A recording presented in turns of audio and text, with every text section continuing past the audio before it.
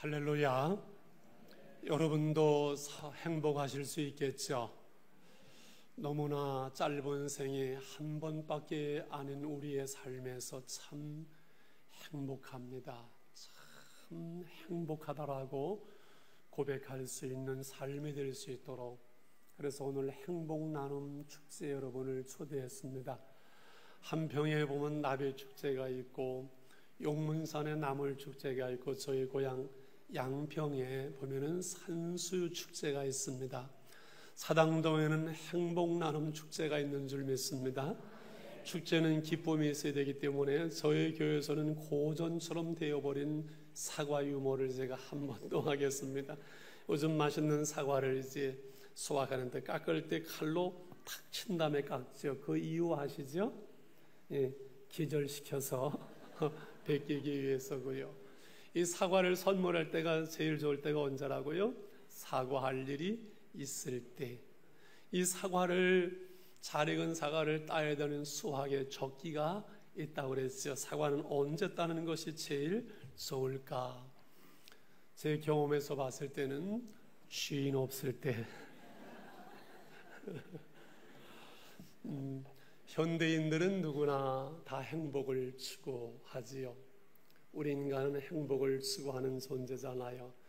우리가 아침서부터 밤늦게까지 애쓰고 하는 거, 짧은 한 생에 행복하게 살기 위해서, 내 가정의 행복을 위해서 아니겠습니까? 그런데 이 세상의 모든 사람들이 다 행복한 것은 아닌 것 같더라고요. 얼마 전에 그 신문에서 봤습니다. 직장인들 10명에게 정말 행복합니까? 이 정말을 놓아서 힘들었던 것 같아요. 물어볼 때 예, 나는 정말 행복합니다 라고 대답하는 사람이 10명 중에서 1명이었었다고 합니다. 근데 지난주는 국민일보에서 이 행복감도 조사를 하면서 이렇게 질문했어요. 당신은 행복을 느끼십니까? 1,006명에게 설문했는데 40.6%가 예, 나는 행복한 것 같습니다. 10명 중에서 4명이, 그러면 10명 중에서 6명은 나는 행복하지 못합니다 라고 말하는 것과 마찬가지가 되겠죠. 오늘 행복 나눔 축제라 제목이기 때문에 오늘 이 시간 짧게 행복에 대한 말씀을 좀 나누고 싶어서 드리는 말씀입니다. 제일 먼저, 행복은 나눌 수가 있을까요? 나누어 줄 수 있을까요? 행복은 나눌 수 있다라고 대답이 나왔지요. 제가 행복하니까는 우리 집사람이 행복해요. 우리 집사람의 행복이 저에게 나누어질 수 있더라고요. 부모님이 행복하면 그 자녀들이 행복해요. 여러분, 자녀들을 위해서도 부모님은 행복해야 돼요. 부모님이 행복한 삶의 모습을 본 자녀들만이 행복한 삶을 살 수 있어요. 자녀들이 잘되고 기뻐하고 성공하고 행복하니까 부모에게 그 행복이 나누어지더라고요. 그래서 행복은 나눌 수 있기에 오늘 행복 나눔 축제고, 오늘 여러분에게 행복을 좀 마음껏 가득하게 나눠드리고 싶어요. 이 말씀 끝났는데도 그래도 나는 별로다 하는 분은 남으시면 됩니다. 그럼 제가 어떻게 따로 좀 대접을 하든가 그냥 주머니에 넣어드리든가 주 안에서 제게 주어진 행복을 어떻게든 나눠드리겠습니다. 두 번째는, 이 행복은 어디에서 오는가? 많은 사람들은 이 행복이 무엇이며 어디에서 오며 이 행복을 어떻게 누려야 되는지를 알지 못하는 것 같아요. 배우질 않았거든요. 행복은 우리의 마음속에 있다고도 말할 수 있고, 우리의 집안에 안방에 있다고 말하는 분도 있을 것이고, 우리의 사업장에, 우리의 직장에 행복을 말할 수도 있겠죠. 그러나 제가 분명하게 말할 수는 한 가지가 있습니다. 행복은 꼭 높고 화려하고 엄청난 데만 행복이 있는 것은 아니라는 말씀입니다. 이해가시지요? 왜 그랬을까요? 우리를 지으신 하나님께서요, 모든 사람들을 사랑하신 하나님께서 모든 사람들이 다 행복을 누리기를 원하시기 때문에 특정한 사람들만, 높은 사람들, 엄청 많은 사람들, 거기에 행복을 두지 아니하시고 오늘 우리의 삶 속에서 한날의 생활, 평범한 그 날들 속에 매일매일 삶 속에 사소하고 조그만 그 일들 모두에서 행복을 느낄 수 있도록 행복을 누리게 하셨다는 거예요. 그런데 많은 사람들이 좀 나아지면, 내일이면 좀 더 이 문제 해결되면, 좀 더 높아지면, 70평 아파트가 되어지면 행복하겠지라고 속아서 살아가고 있는 것 같아요. 아마 시대가 지나가도 영원한 그 지성이라고 말할 수 있는 독일의 시성 게테를 우리는 압니다. 그는 재상이었습니다. 총리였었습니다. 작가였습니다. 큰 부자였습니다. 모든 사람들의 존경을 받는 이 게테. 그런데 그는 이런 고백을 남겼습니다. 사람들은 나를 행운아라고 행복자라고 말하지만 나는 내 인생에서 내가 행복하다고 생각해 보지를 못했다는 겁니다. 아니, 내가 행복한 사람이라고 생각해 보지 못했으면 그 사람은 행복하지 못한 것이지요. 그렇지요. 한 시대가 가도 세계인들의 찬사와 부러움을 한 몸에 맞는 육체파 여배우, 미국의 마릴린 먼로. 참 사진으로만 봐도 너무 예뻐요. 한번 쳐다보면 눈을 떼지 못하겠어요. 그런데 그는 이렇게 고백을 했습니다. 나는 여자가 가질 수 있는 모든 것을 다 가졌다. 아름다움과 돈과 지성과 그리고 사랑하는 사람들, 인기, 모든 것을 다 가지고 있는데 내 안에는 기쁨이 없고 내 삶의 즐거움이 없고 내 머리는 필라멘트 끊긴 그 전구처럼 어둡고 멍멍하다고 고백을 하면 그는 자살로서 인생을 마무리하고 말았지요. 왜 세상 사람들이 부러워하는 그런 사람들이 정말 행복을 노래하지 못할까? 우리나라의 청와대에 살다 나오신 어른들, 대통령들 보면은 참 미안하지만 행복한 분이 별로 없었던 것 같아요. 여러분, 진정한 행복은 큰데 높은데 화려한 것에는 지금 우리의 삶의 한날 한날 속에 있다는 말씀을 드리고 있습니다.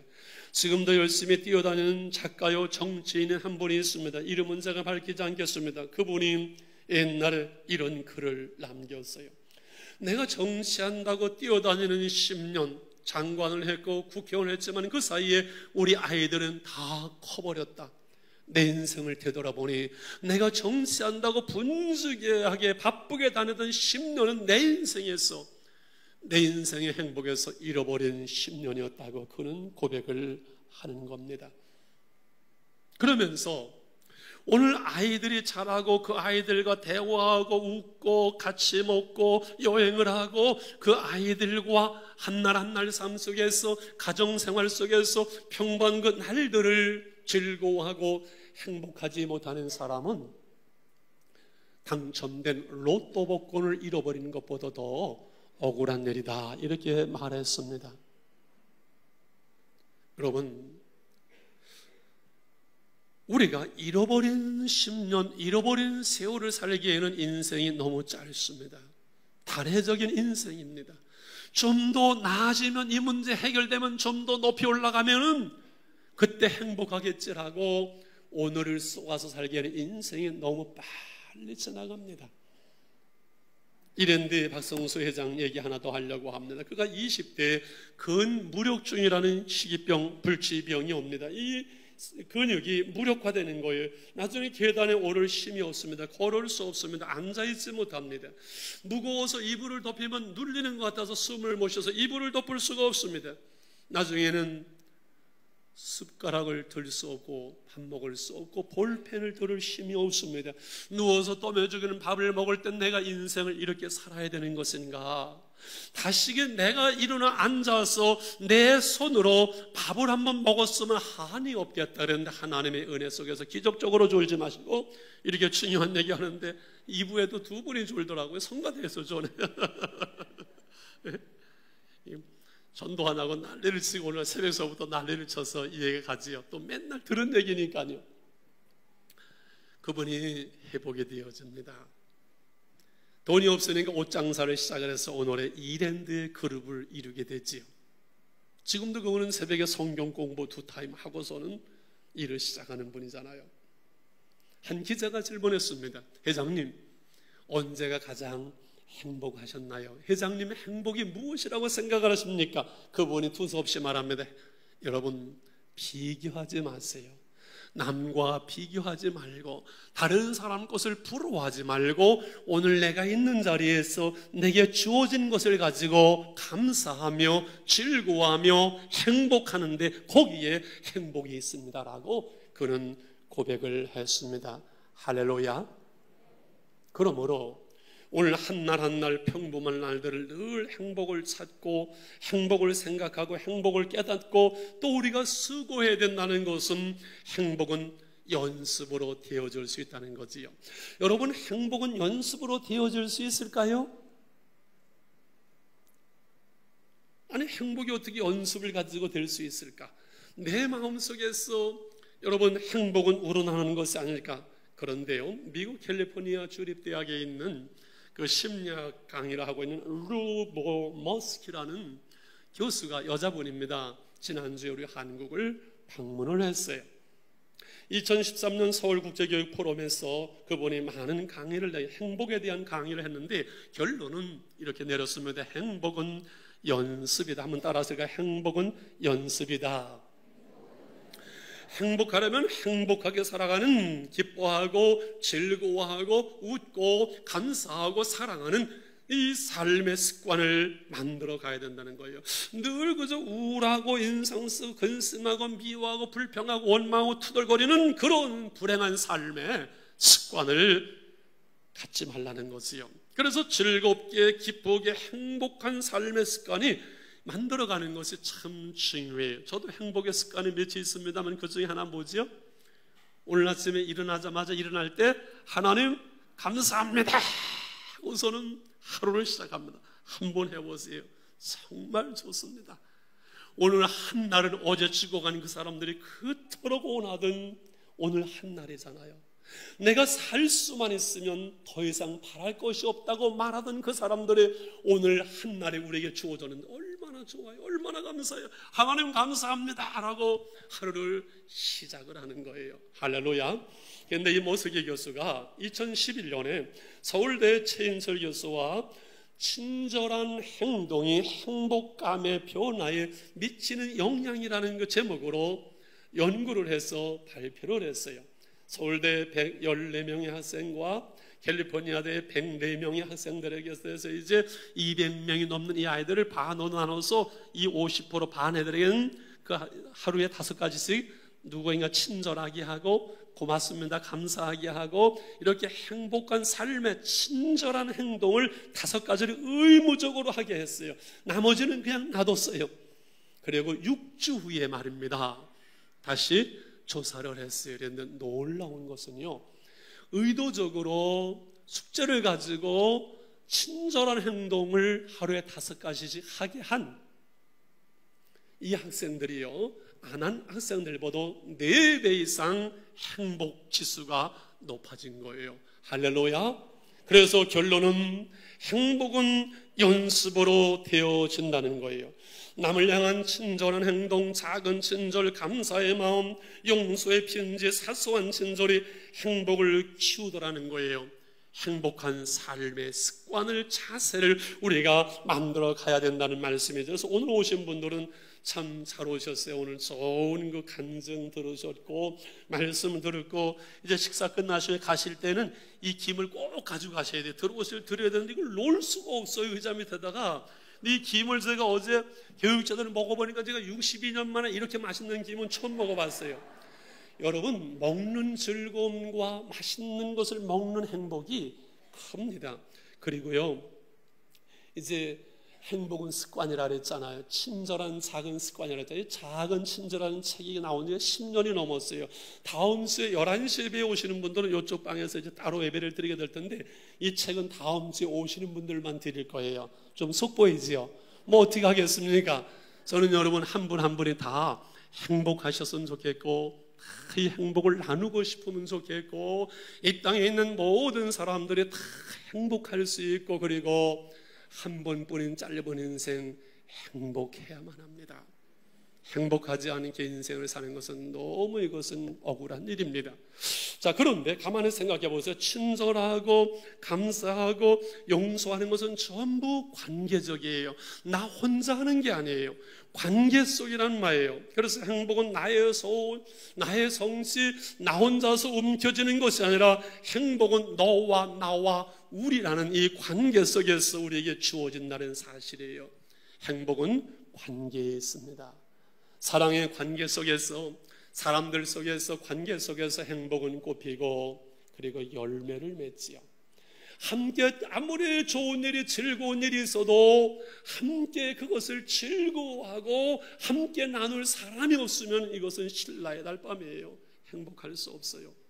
슬픔이 있고 근심이 있고 어려움이 있어도 이 근심과 어려움을 함께 나눌 배우자가 있고 가족이 있고 누군가가 내 옆에 있다는 그것이 우리의 삶에 얼마나 큰 힘이 되고 위로가 되어지고 축복이 되었는지 몰라요.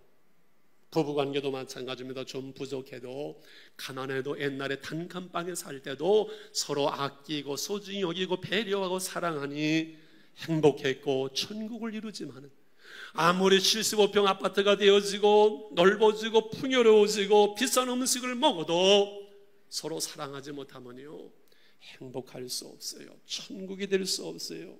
사랑하지 못하면요 미워하면요 가정이라도 그것은 지옥이 될 수밖에 없는 것이지요. 지선아 사랑해본 그 영상에서 너무 고통스러우니까 수십 번을 수술하니까 엄마 나는 너무 힘들어 내 인생과 바꿀 수 있어. 그 엄마가 기도하는 어머니였잖아요. 눈물을 글썽이면서 지선아 무슨 말이냐, 내가 1000번도 10,000번도 너와 바꿀 수만 있으면 바꾸겠다.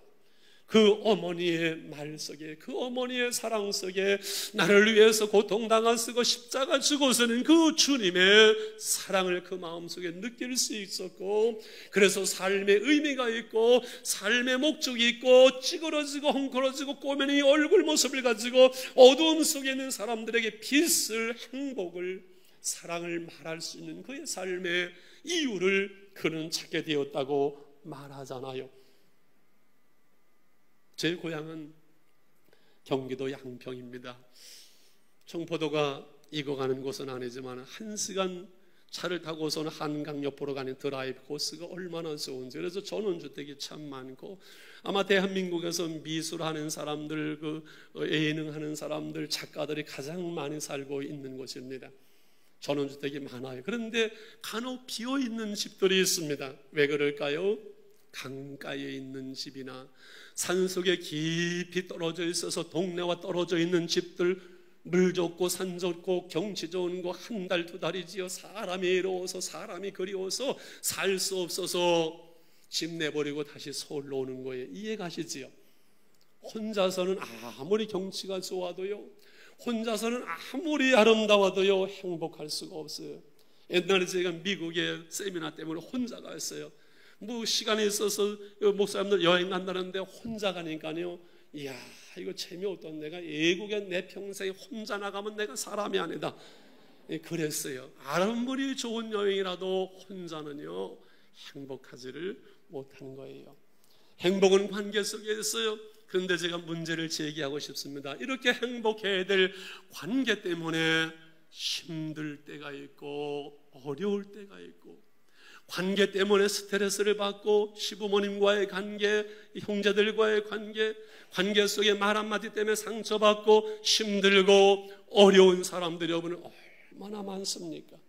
직장 생활이 힘든 것도 그 업무가 힘들기보다는 위의 상사와의 관계, 부하와의 관계, 옆에 사람들과의 관계가 힘들어요. 저도 목회를 30년 해보니까 제가 뭐 설교하고 기도하는 거 사역은 힘들잖아요. 이 관계가 어려워요. 이 관계가 별의 사람 다 있잖아요. 그게 참 장난 아니에요. 관계가 어려워요. 여러분 생각을 해보세요. 행복하라고 사랑의 관계로 준 관계 때문에 왜 힘들고 스트레스 받고 어렵고 상처받고 왜 지옥처럼 가정을 그렇게 살아갈까요? 행복해야 될 사랑하는 가족 속에서 왜 힘들고 서로 상처를 주고 미워하고 원수처럼 살아갈까요? 오늘 시대에 수많은 가정들이 한 집에 살고 있지만 정서적으로 이혼된 부부들이 많은 거 아세요? 이 인간 살기는 살지만은 애들만 커봐라 하고 어쩔 수 없이 사는 부부들 여러분 있습니다. 어제 우리 전도사님이 중도부 담당하는 전도사님이 전화를 하는데 보니까 선생님에게 누구누구 좀 만나라, 그 애가 좀 문제가 있다, 가정에 아버지를 죽이고 싶다고 얘기한다. 내가 지나가면서 들으니까 그렇디다. 세상에 중학생 아이가 어떻게 했으면 아버지를 죽이고 싶을까요? 나를 낳아주시고 나를 사랑하시는 부모님인데 어떻게 아들이 그 아버지 죽이고 싶을까요? 오늘날 이 시대에 가정들이 병들어 있고 가정들이 흔들리고 가정들이 금이 가는 그 이유가 무엇일까요? 당연히 사랑해야 되고 사랑받아야 되고 그래서 행복해야 될 가정들과 우리의 삶이 흔들리는 것은 우리의 심령이 병들어 있고 우리의 마음에 상처가 있고 아픔이 있고 자본주의 사회와 생존 경쟁 속에서 스트레스 받고 어려움이 있고 여러 가지 이유를 다 말할 수 있을 것입니다. 그러나 가장 중요한 것은 그 근본과 시면의 영적인 문제는 무엇일까요? 그것은요, 우리를 지으신 그 하나님을 사람들이 떠났습니다. 사랑의 근본에 있는 하나님께서 우리를 지으시고 우리를 사랑하시며 우리에게 행복을 주시고 행복을 위해서 가정을 주시며 그 가정의 삶의 원리를 주신 하나님을 잃어버리고 그냥 내 마음대로 내 생각대로 내 욕심대로 살려고 애를 쓰고 많이만 움켜쥐면 높이만 올라가면 행복하겠지 한데 움켜줘도 올라가봐도 공허하고 허무하고 세워지지 않는 것은 내 심령 속에 채워지지 않는 우리의 마음, 그것은 하나님이 계셔야 될 내 깊은 그곳에 하나님이 계시지 않기 때문에 그렇습니다. 여러분 생각해 보세요. 아이가 부모님의 품 안에 있기에 행복하고 걱정이 없고 행복한지도 모르고 뛰고 놉니다. 저희 손주가 5살, 7살 있는데 막 뛰고 장난치고 하는 거 보면 야, 너희들 때가 제일 행복하다 그런 생각 들 때가 있어요. 그런데 5살짜리 이 아이를 소풍 가서 잊어버렸습니다. 부모를 못 찾게 되었습니다. 고아원에 맡겨줍니다. 고아원에서 이 아이에게 아무리 잘 입히고 잘 먹여도 이 아이는요 행복할 수 없는 거 아니겠어요? 부모님의 품 안에 안겨야만이 평안할 수 있고 행복할 수 있는 거예요. 인간은요 육신이 있습니다. 육신은 부모로부터 왔습니다. 육신으로 끝나면은 소돼지와 다를 것이 아무것도 없습니다. 인간은 말할 수 인간만은 하나님의 형상을 따라 지음받은 인간에게는 영혼이 있습니다. 육신과 영혼이 있고 영혼이 내 육신의 몸으로부터 빠져나갈 때 이것이 죽음입니다. 영혼은 불멸합니다. 우리 육신이 우리 부모님 품 안에서 행복한 것처럼 우리 영혼을 지으신 우리 하나님 아버지, 내 영혼의 아버지를 알 때 그 아버지 품에 안길 때 참된 평안이 있고 여호와는 나의 목자시니 내게 부족함이 없습니다라고 고백할 수 있습니다. 나는 20억이 있으니까 이제는 됐습니다. 나는 100억을 벌었으니 이제는 충분합니다라고 말하는 사람은 없는 거예요. 우리 영혼은 수백억을 집어넣어도 빌딩을 몇 개를 집어넣어도 채워지지 않는 공간이 우리의 영혼입니다. 이 영혼은 우리 영혼을 지으신 하나님이 계셔야 되는 것입니다. 우리가 하나님께 돌아가기 전까지는 하나님을 내 영혼의 아버지라고 부르기 전까지 우리는 영적인 고아이기 때문에 고아가 결코 이 세상에 무엇을 가지고도 아무리 잘 먹어도 잘 입어도 참된 평안과 참된 만족과 참된 행복을 노래할 수 없는 것이지요. 하나님을 떠난 인간을 하나님께서는 포기하지 않으셨습니다. 자식을 잃어버린다고 그 자식을 포기하는 부모가 어디 있습니까? 부모는 결코 포기할 수 없습니다. 하나님은 그의 아들을 인간의 모습으로 이 땅에 우리의 역사 속에 우리의 문화 속에 우리의 시간 속에 그 아들 예수님을 이 땅에 보내셨습니다. 나는 잃어버린 자를 찾아왔노라고 주님께서는 예수를 통해서 하나님께 가는 길이요 진리요 생명이 되었고 그 예수님을 통해서 하나님을 알게 하고 예수님을 믿음으로 말미암아 하나님의 사랑을 받을 수 있는 우리의 구세주로 이 땅에 우리의 문화 속에 그 예수님께서 오셨어요. 이건 저의 이야기가 아니라 성경이 기독교의 핵심인 오늘 우리가 읽은 요한복음 3장 16절의 말씀인데 같이 한번 우리 읽어보도록 하겠습니다. 시작.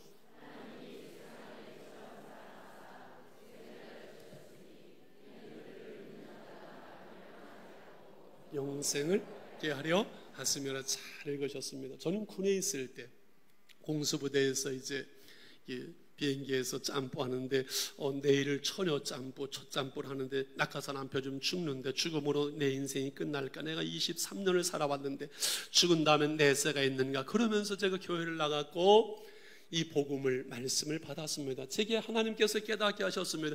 하나님이 세상을 이처럼 사랑하사 세상을 사랑하셨구나. 내가 젊은 나이에 살아본 세상은 힘들고 어둡고 괴로움이 많고 부패한 세상인데 이 세상을 사랑하셨고 이 세상의 모든 사람들을 나를 사랑하셨구나. 독생자를 주셨으니 하나밖에 없는 그 애아들을 주시기까지 진실한 사랑을 하셨구나.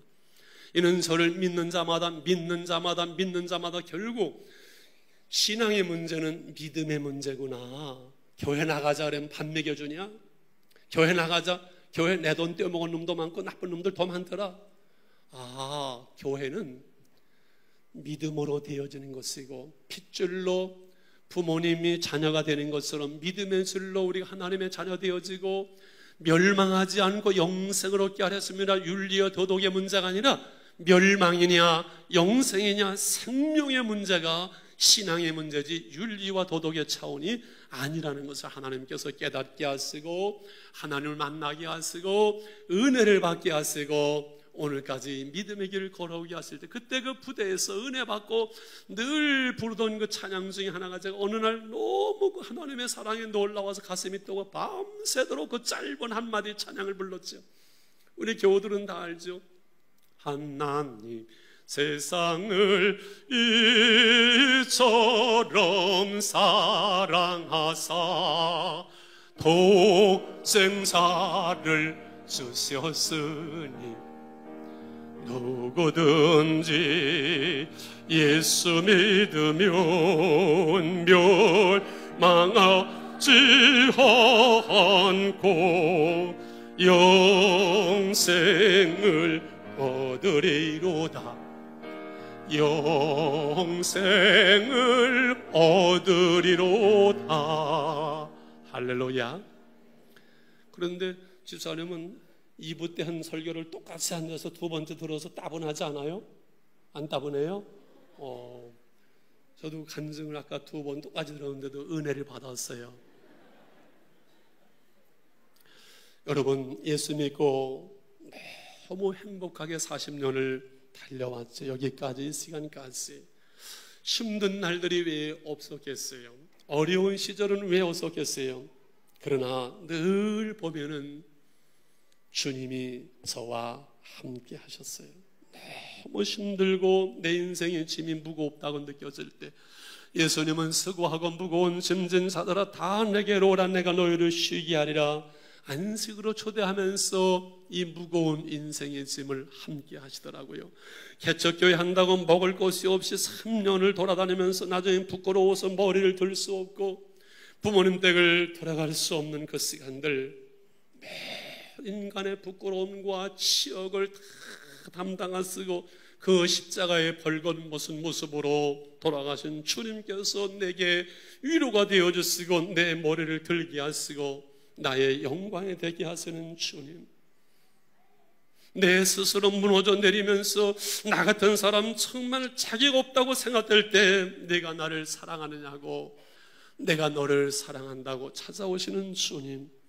채찍의 맞음으로 말미암아 나음을 잊게 하시고 우리의 행위로는 죽을 수밖에 없는 우리를 대신해서 십자가에 죽으시고 부활하신 예수님을 나의 주님으로 내 인생의 주인으로 영접하는 자의 행복이 얼마나 놀라운지요. 천상병 시인이 귀천에서 나 하늘로 돌아가리, 내 인생 소풍 끝나는 그날 하늘로 돌아가서 즐거웠다고 말하리라고 고백하는 것처럼 저는 언제 하나님 부르셔도 하나님은 정말 행복했어요 라고 말할 수 있는 인생을 살아가고 있는 것은, 그것은 제게 어떤 무슨 의로운 것이 있는 것이 아니라 제가 인생을 잘 살아가느라 제가 만난 주님이 늘 저와 함께 하셨기 때문에 그렇지요.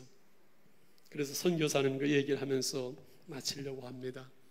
선교사님이 우리나라 아이를 하나 데리고 사셨던 미국인 선교사가 이 아이를 늘 애들이 놀리는 겁니다. 너 아빠 가짜다. 너 아빠 코큰 아빠 가짜다.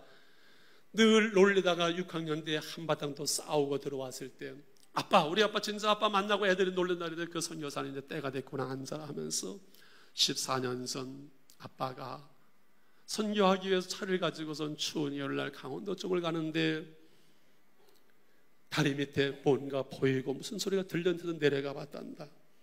거기에 있는 여인이 옷을 홀랑 벗고서는 뭘 싸고 끌어안고 있는 것인데 무슨 소리가 들리는 것 같아서 보니까는 아기를 낳아서 둘둘 싸고 옷을 벗어서 또 싸고 끌어안고 그 어머니는 죽어 있고 아이는 시퍼렇지만 아직은 생명이 있었단다. 그 아이가 바로 너였었고 너희 어머니가 너를 낳고 너를 살리기 위해서 강원도 먼 길에 출산길 가다가 그만 출산하면서 그렇게 되었다. 너희 어머니 무덤은 어디에 있단다. 몇 달 후에 졸업식 했는데 선교사님 바빠서 먼저 밤늦도록 안 오는 겁니다. 어디 갔을까 찾아봐도 없어서 짐작되는 데 있어서 그 산소의 무덤에 갔다 오려면 그 아이가 졸업장을 그 어머니 무덤 앞에 놓고 자기 옷을 벗어서 엄마 그날 얼마나 추웠어요. 엄마 그날 얼마나 졸았어요. 엄마가 나를 살렸죠. 내가 이제 졸업을 했어요. 훌륭한 사람 되겠어요. 그 아이가 미국으로 건너가게 되고 목사님이 되었습니다. 실화입니다. 예수님께서 우리를 사랑하시어서 십자가 죽으신 그 사랑 때문에 일어설 수 있고 힘을 얻게 되고 그 사랑 때문에 살아가는 자의 행복을 여러분에게 전해드렸습니다. 이제 우리 한번 눈을 감으시고 기도하실 때 오늘 처음 오신 분들 긴 시간 잘 들어주셔서 고맙습니다. 이제 제가 전할 말씀은 끝났고요. 다 우리 눈을 감으시고 우리 하나님 앞에 두 손을 모으시고